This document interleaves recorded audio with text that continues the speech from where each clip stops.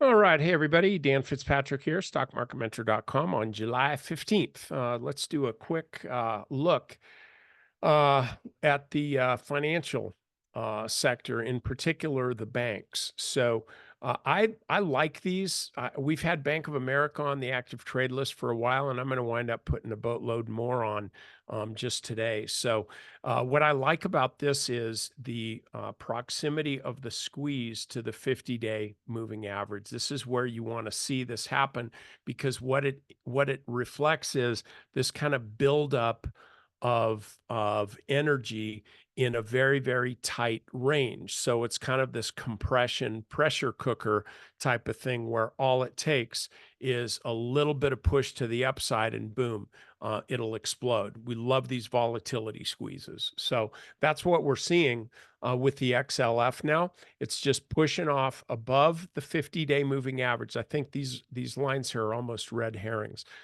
This is what we want to see up and down right along the 50, and it's flat. A flat 50-day moving average, uptrending 200-day moving average. I think this is just starting a nice trend to the upside. Now, we look at Bank America, has been working this way for a while. It continues to do so. Wells Fargo, not so much. This is one that you definitely want to avoid.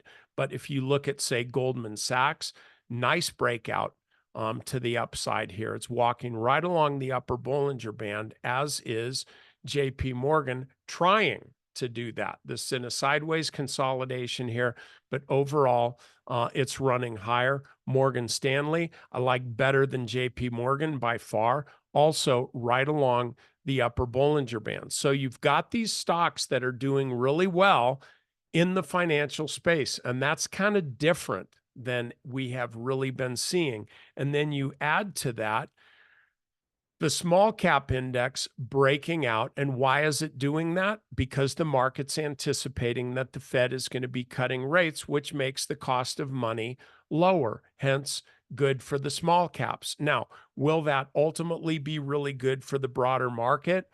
I don't think it's as easy as you might think it is to say, oh yeah, lower rates means good for the market. Maybe, but maybe not.